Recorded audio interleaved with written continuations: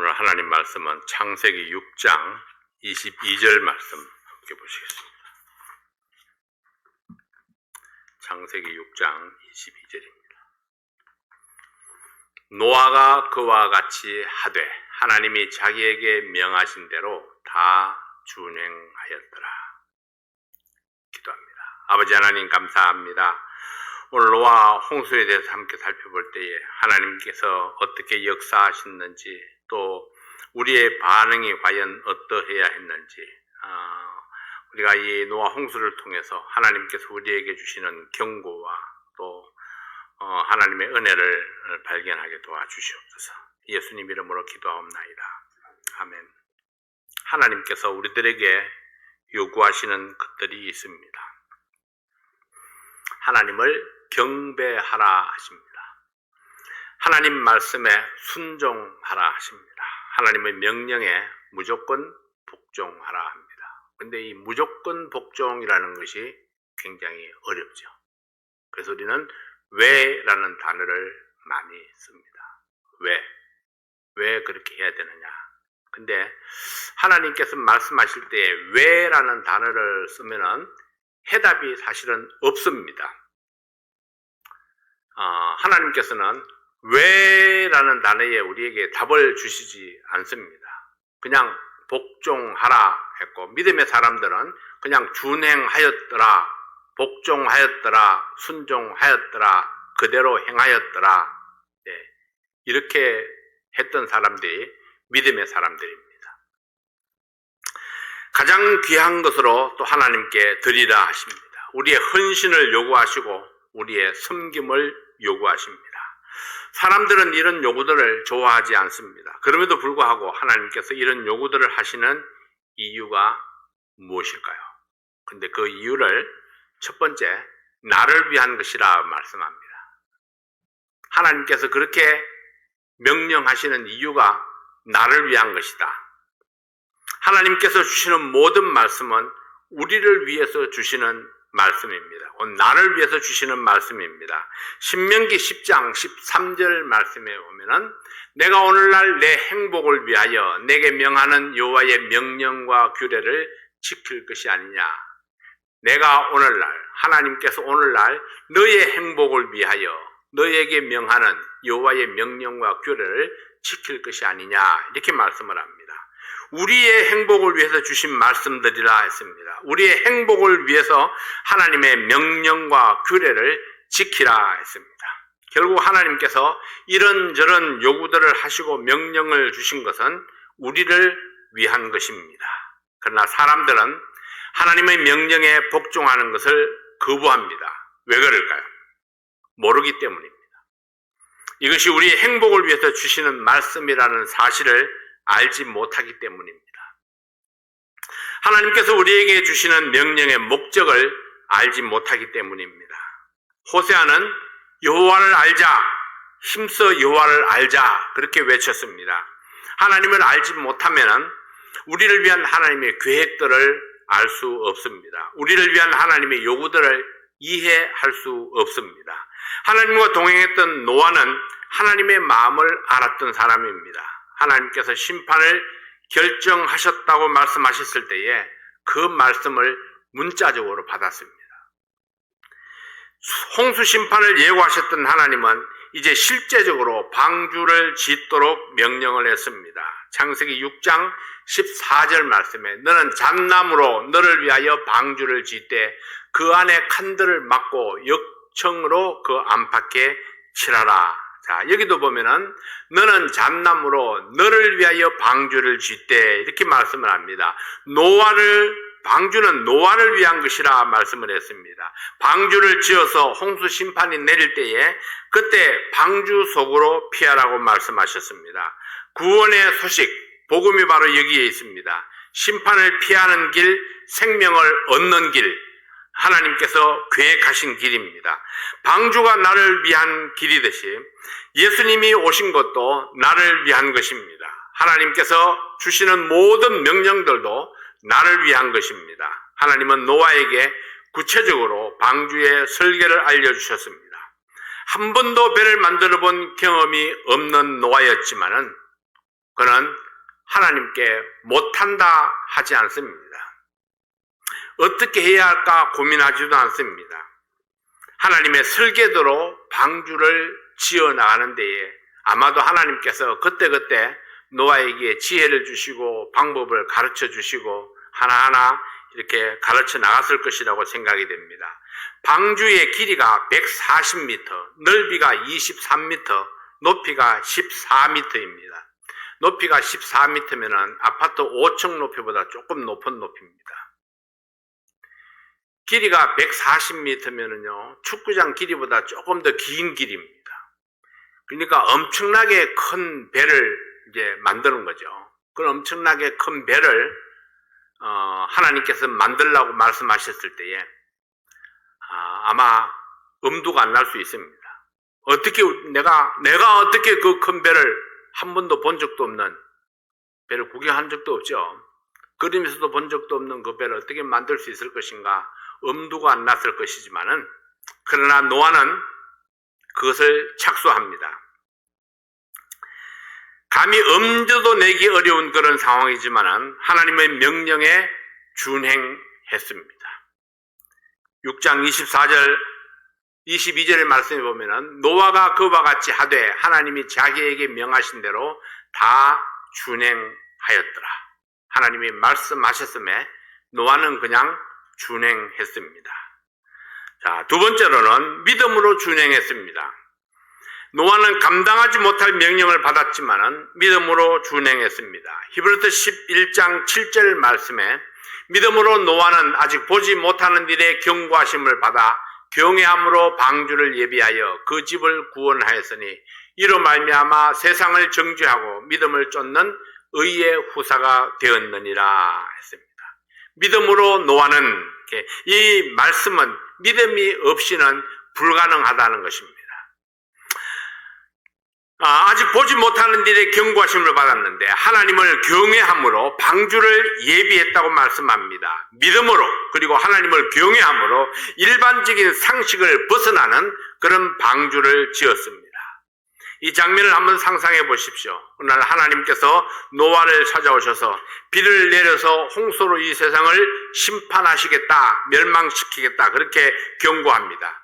그리고 어마어마하게 큰 배를 만들라고 명령하셨습니다. 여기에는 보통 사람들이 이해하기 어렵고 복종하기 어려운 세 가지 이유를 생각할 수 있습니다. 첫 번째로는 그 시대 사람들은 한 번도 비가 내리는 것을 본 적이 없습니다. 아직까지 한 번도 하늘에서 물방울이 떨어진 적이 없습니다. 지금까지는 땅에서 물기가 안개처럼 올라와서 땅을 적셨기 때문입니다. 그래서 홍수라는 말 자체가 이해하기 어려웠을 것입니다. 그러나 노아의 준행은 뭐라고요? 이해할 수 없어도 하나님께서 명령할 때에 그 명령에 무조건적으로 복종하는 믿음이 있었던 것입니다.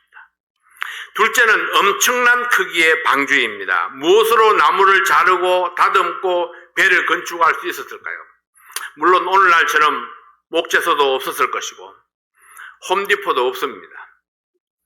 나무를 자르는 톱이나 목재를 다듬을 수 있는 기계도 없습니다.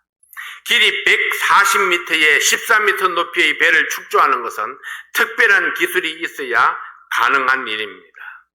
그러나 그럼에도 불구하고 이 엄청난 크기의 방주, 이걸 어떻게 지을 것인가? 하나님, 난 못합니다. 충분히 그렇게 할 수 있는 이유가 될 수 있다는 거죠. 세 번째로는 모든 동물을 다 모아서 방주에 태우라고 말씀을 합니다. 어떻게 그 많은 종류의 동물들을 다 모으고 다스리며 돌볼 수 있을 것인가? 이것도 또 가능성이 참으로 희박한 일이죠. 짐승들이 어떻게 내게로 다가올 수 있을까?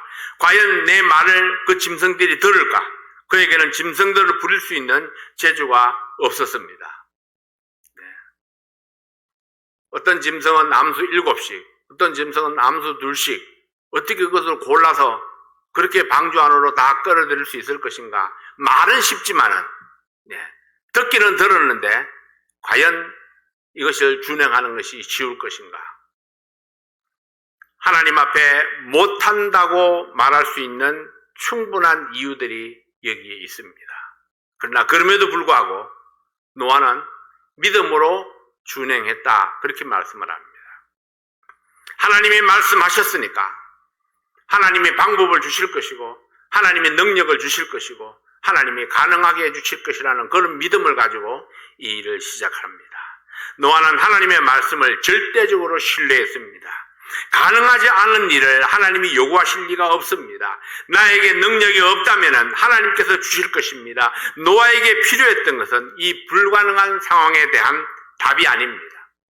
그에게 필요했던 것은 하나님을 신뢰하는 믿음입니다. 노아가 홍수의 경고를 받은 것이 120년입니다. 노아가 방주를 짓는데 몇 년이나 걸렸는지 알 수 없습니다. 이 부족한 장비로 거대한 방주를 지으려면 어쩌면 50년, 어쩌면 100년, 어쩌면 120년이 다 걸렸을지도 모릅니다. 결코 짧은 세월이 아닙니다. 방주를 짓는 동안에 여러 가지 어려운 일들이 많았을 것입니다. 사람들은 노아의 하는 일을 이해하지 못했고 오히려 미친놈이라고 불렀을지도 모릅니다. 그러나 노아는 사람들의 평가보다 하나님의 말씀이 더욱 중요했습니다. 비가 내릴 것 같은 어떤 징조도 보이지 아니했지만은 노아는 하나님의 말씀대로 방주를 지었습니다. 그리고 하나님의 다음 명령을 기다렸습니다. 이것이 하나님을 신뢰하는 모습입니다. 이런 노아의 믿음과 행동들이 하나님을 기쁘시게 했습니다. 믿음이 없이는 기쁘시게 못하나니, 그렇습니다. 나의 믿음만이 하나님을 기쁘시게 할 수 있습니다. 믿지 못할 상황에서도 하나님의 말씀이기 때문에 믿고 준행하면 기적이 일어납니다. 도저히 가능성이 없어 보였던 일들도 나를 통해서 하나님이 이루어 가십니다. 노아는 거대한 배를 완성해서 하나님께서 맡기신 사명을 감당할 수 있었습니다. 세 번째로 하나님의 계획에 순종했습니다. 하나님께서 노아에게 방주를 지으라고 명령하셨을 때에 하나님께서는 방주 안에 들어가게 될 동물들의 종류와 숫자까지 말씀하셨고 방주의 크기, 모양, 그리고 재료까지 세세하게 말씀하셨습니다. 성경에 나타난 노아의 반응은 이렇습니다. 6장 22절 말씀이죠. 노아가 그와 같이 하되 하나님이 자기에게 명하신 대로 다 준행하였더라. 노아는 하나님의 지시대로 모든 것에 순종했고 하나도 빠뜨리지 않았습니다. 하나님께서 원하시는 재료로 하나님께서 주신 방법과 시간까지 맞춰서 완벽하게 순종했습니다. 노아는 하나님의 계획대로 건축했습니다. 아무리 상식을 벗어난 것 같아도 하나님의 말씀을 순종했습니다. 사람들은 각기 내 생각과 내 아이디어를 주장하고 싶어 합니다. 그러나 노아는 철저하게 하나님의 방법, 하나님의 계획에 따라 순복했습니다. 이것이 노아의 믿음입니다. 때때로 우리는 명백한 하나님의 말씀도 우리의 생각과 지식을 따라서 더 효과적이라고 생각되는 방법으로 바꾸려고 합니다. 어쩌면은 내가 생각하는 방법이 하나님 말씀을 이루는 데에 더 좋은 방법이라고 생각하는 경우가 허다하게 많이 있다는 것입니다. 무조건 순종하는 것, 명하신 대로 다 준행하는 것, 믿음이 없이는 가능하지 않다는 거죠. 이것은 머리로 하는 것이 아닙니다. 믿음으로 준행해야 된다는 거죠. 하나님의 명령 중에서 우리가 취사 선택을 하고 싶어 합니다. 어떤 것은 순종하고 어떤 것은 거부할 이유들을 찾습니다. 그러나 노아는 아닙니다. 노아는 어떤 것은 순종하고 어떤 것은 거부할 이유들을 찾는 것이 아니라 하나님께서 말씀하신 대로 모든 것을 그대로 준행했습니다. 이것이 바로 노아의 믿음이었습니다. 그러나 하나님께서는 우리가 판단하고 선택하는 것을 기뻐하지 않습니다. 하나님의 명령을 그대로 순종하기를 원하셨습니다. 하나님께서는 모세를 통해서 성막을 지을 때에도 정확하게 보여주셨습니다. 재료를 모으는 방법과 성막의 크기와 그 성막을 짓는 방법, 그리고 성막을 이동하는 방법까지 말씀해 주셨습니다. 모세는 이것을 하나도 가감하지 아니하고 온전히 순종했습니다. 이 노아의 100% 순종, 이것이 하나님을 기쁘시게 했습니다. 하나님의 구체적인 계획이 노아에게 전해졌을 때에 노아는 말씀대로 복종합니다. 창세기 7장 1절부터 3절까지 있는 말씀을 함께 보겠습니다. 여호와께서 노아에게 이르시되 너와 내 온 집은 방주로 들어가라. 내가 이 세대에 내 앞에서 의로움을 내가 보았음이니라. 너는 모든 정결한 짐승은 암수 7씩, 부정한 것은 암수 2씩을 내게로 취하며 공중의 새도 암수 7씩을 취하여 그 씨를 온 지면에 유정케 하라. 이 코로 숨쉬는 피조물 가운데 노아의 가족들과 짐승들과 새들을 방주 안으로 이끌어 들이도록 했습니다. 이제 7일 후에 홍수 심판을 시작하겠다고 말씀하셨습니다. 이 말씀을 듣고 노아는 하나님의 말씀대로 준행했습니다. 7장 5절 말씀 보면은 또다시 한번 나오죠. 노아가 여호와께서 자기에게 명하신 대로 다 준행하였더라. 이것이 노아의 반응입니다. 하나님께서 말씀하시면은 무슨 말씀이 되었든지 명하신 대로 다 준행하였더라. 하나님의 명령에 조건 없이 준행하는 것, 이것이 성경적인 믿음입니다. 네 번째로 홍수 심판의 실제입니다. 하나님의 심판은 계획대로 진행이 되었습니다.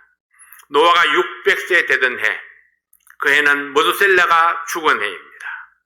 노아의 가족들이 방주에 들어갔고 짐승들과 새들도 하나님의 말씀대로 방주에 들어갔습니다.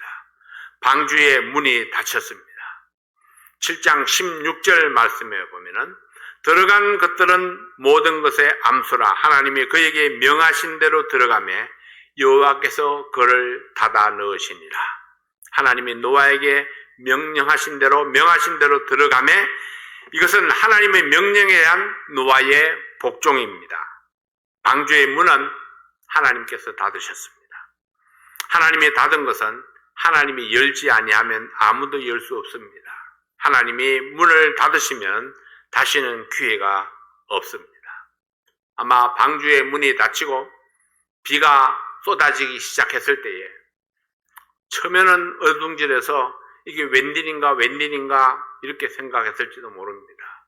근데 물이 무릎에 차오르고 허리에 차오르고 집을 삼키고 산을 삼키고 물이 점점 올라갈 때에 아마 노아의 주변에 살던 사람들은 방주로 달려와서 고함을 치며 살려달라고 했을 겁니다. 그러나 한 번 닫힌 방주의 문은 절대로 열리지 아니했습니다. 미래 어느 날 하나님께서 구원의 문을 닫으시고 복음을 거두어 가시면은 그때는 아무리 불을 찢어도 소용이 없습니다. 구원받지 못한 사람은 하나님의 심판 아래 멸망할 수밖에 없을 것입니다. 방주의 문이 닫히고 비가 쏟아지기 시작했습니다. 40일 동안을 밤낮으로 비가 쏟아지고 땅에서 물이 솟아올랐습니다.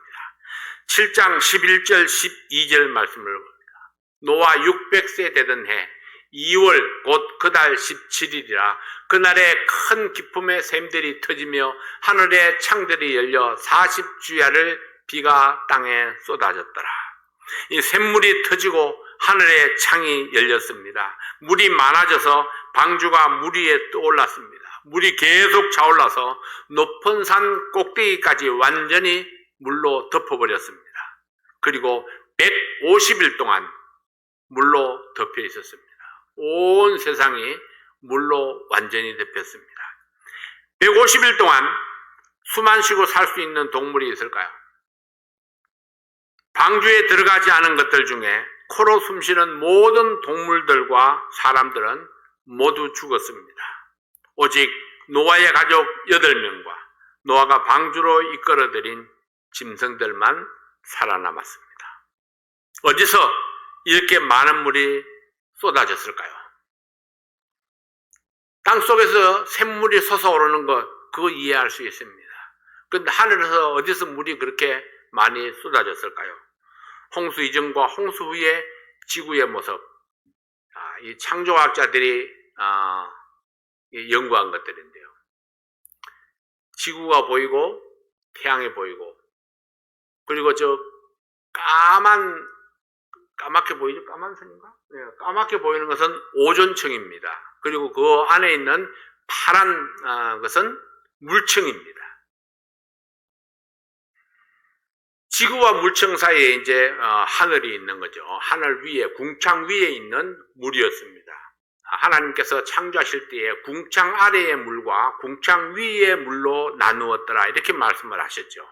궁창 아래의 물은 땅 속에 있는 물이고 궁창 위에 있는 물은 이제 저 물층입니다. 공중에 하늘 위에 있는 물층입니다. 처음에 창조했을 때의 홍수 이전의 지구의 모습입니다. 태양에서 빛이 이렇게 쏟아져 들어오죠. 멀어서 잘 안 보이겠네. 자, 고주파 자외선은 이 물층 때문에 침투에 들어오지 못하고 반사되어서 튕겨져 나갑니다. 그리고 저주파 열선만 안으로 들어옵니다. 근데 지구에 닿아서 땅에 닿아가지고 다시 튕겨져 나가려고 그러는데 물층 때문에 튕겨져 나가지를 못합니다. 그래서 안에서 계속 반사를 하게 되는 거죠. 그렇게 해서 이 공중에는 전부 다 열선으로 가득 차게 되는 것입니다.